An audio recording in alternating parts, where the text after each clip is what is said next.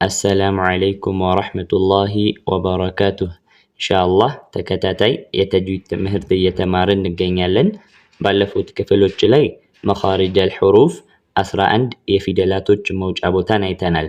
ኢንሻአላህ ዛሬ ከዛ የሚቀጥለውን ክፍል የምንመለከት ይሆናል። 12ኛ ላይ የምናገኘው ሐርፍ ጦ ዳልና ታ የሚወጡበት መውጫ ቦታን ነው። እሱም የምላሳችን ጫፍና የላይኛው ጥርስ የፊት ለፊት ጥርስ የበቀለበት ስጋን አነካክተን እነዚህ ሶስት ፊደላቶች ይወጣሉ። 12ኛ የምላሳችን ጫፍ ፊት ለፊቱ ላይ የምንመለከተው ጫፉን እና የላይኛው ፊት ለፊት ጥርስ ሁለቱ ጥርሶች የበቀሉበት ድድን አስነክተን ጦ ዳልና ታን እናወጣለን ማለት ነው።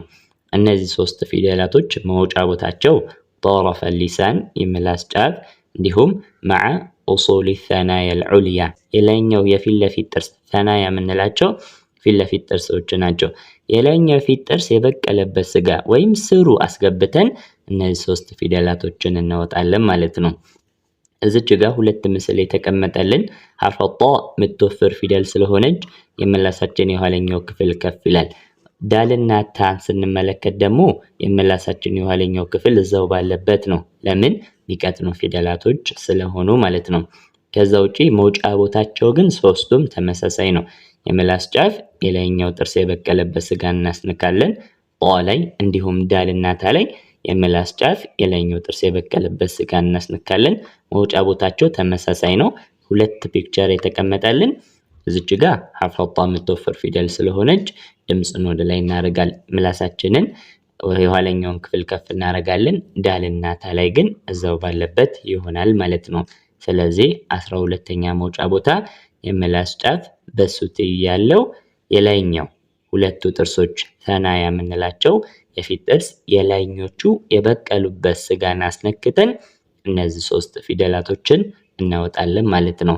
ተጨማሪ ሐርፍ ጦ የምትወፍር ፊደል ናት። ዳልና ታ ይቀጥናሉ ብለናል። እንዲሁም ሐርፍ ጦ እና ሐርፍ ዳል የቀልቀላ ፊደላቶች ስለሆኑ ስኩን ሲሆኑ እናነጥራቸዋለን። መኽረጁን ተነካክቶ ቶሎ ምልስ ይላል። ዳል ላይም መኽረጁን ነክቶ ቶሎ ምልስ ይላል።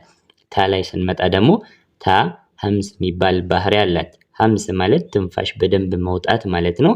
ባህሪ ላይ የምንመለከተው ነው። ታን ስናነባት ትንፋሽ በደንብ እናወጣለን ማለት ነው። በምሳሌ በደንብ ግልጽ ይሆናል። ምሳሌዎችን እንመልከት። የመጀመሪያዎቹ ሶስቱ ምሳሌዎች ላይ ሐርፍ ጦ ስኩን ናት። ስኩን ስትሆን ደግሞ ቀልቀላ አላት። ንጥር እያደረግን እናነባለን። አጦ አጦፈአሃ ኢጦ ኢጦመአን ኡጦ ኑጦፈ ጦ ጦይበ ጦይ ጦይባቆ ጡ ጦያና ጦ ጦዐ ጦይ ጦይና ጡ ጡባ። ዳልም ስኩን ስትሆን ቀልቀላ አላት። ስለዚህ እሷንም እያነጠርን ነው፣ ግን ዳል ትቀጥናለች። አድና ኢድ ኢድሪስ ኡድኹሉ ደዓና ዲያሪሂም ዱኺለት ዳበ ዲን ዱኒክ። ታ ላይ ታ ትንፋሽ በደንብ የሚወጣት ፊደል ናት። ትንፋሽ በደንብ እናወጣለን። አትበዕ ኢት ፊትነህ ወኡትቢዑ ተክቱሙን ቲላወቲህ ቱብዱን ታብ አቲኩም ቱቡ። 13ኛ ላይ የምናገኘው ሐርፍ ሷድ ሲንና ዛይ የሚወጡበት መውጫ ቦታን ነው። እሱም የምላሳችን ጫፍ የፊት ለፊቱ ጫፉ እና የታችኛው ጥርስ ጀርባን አስነክተን ነው እነዚህ ሶስት ፊደላቶችን የምናነበው። የምላሳችን ፊት ለፊቱ ጫፉ አለ እና የታችኛው ጥርስ ጀርባውን አስነክተን ሷድን እንዲሁም የምላስ ጫፍ የታችኛው ጥርስ ጀርባን አስነክተን ሲንና ዛይን እናወጣለን ማለት ነው። 13ኛ መውጫ ቦታ የምላስ የፊት ለፊት ጫፍና የታችኛው ጥርስ ጀርባ የምላስ ጫፍ طرف اللسان የታችኛው ጥርስ ጀርባ صفحة داخلية للثنايا السفلى ይሉታል። صفحة داخلية የጀርባው ክፍሉ ማለት ነው። ትንሽ ይወረድ ብሎ ከጀርባው ከታችኛው ጥርስ ጀርባ ትንሽ ወረድ ብለን መሐከለኛው አካባቢና እንዲሁም የታችኛው ጥርስ መሆን አለበት ማለት ነው። በዛ መልኩ ሷድ ሲንና ዛይን እናወጣለን ማለት ነው። ሁለት ምስል የተቀመጠልን ሷድ የምትወፍር ፊደል ስለሆነች የምላሳችን የጀርባው ክፍል ከፍ ይላል። ሲንና ዛይ ስንመለከት ግን የሚቀጥኑ ፊደላቶች ስለሆኑ ምላስ እዛው ባለበት ነው የሚሆነው፣ ከፍ አይልም ማለት ነው። እንዲሁም እዚች ጋር መነሳት ያለበት እነዚህ ሶስት ፊደላቶችን ስናነብ ፉጨት የሚመስል ድምጽ መውጣት አለበት። ሶፊር ይሉታል። እሱንም ባህሪ ላይ የምንመለከተው ነው። ስናነባቸው እነዚህ ሶስት ፊደላቶችን ፉጨት የሚመስል ድምጽ እናወጣለን። በዛ መልኩ ሲወጡ ነው ትክክለኛ ድምጻቸው የሚወጣው። ሶፊር በደንብ መውጣት አለበት ማለት ነው። በዚህ መልኩ እነዚህ ሶስት ፊደላቶችን እናነባለን ማለት ነው። ከዛ ውጪ ሷድ የምትወፍር ፊደላት ሲንና ዛይ የሚቀጥኑ ፊደላቶች ናቸው ማለት ነው። በምሳሌ በደንብ ግልጽ ይሆናል። ምሳሌዎችን እንመልከት። ሷድ አልስ አልስሓብ ኢልስ ኢልስጦፋ ኡስ ሰኡስሊህ صدق صبغة صلحا صادقين وصيلة صورة سين أسلم إسرائيل أسكن سمع سترا سبحان ساعة سيئت سود أزواج وزرا أزلفت زين زدناهم زرقا زادتهم زينة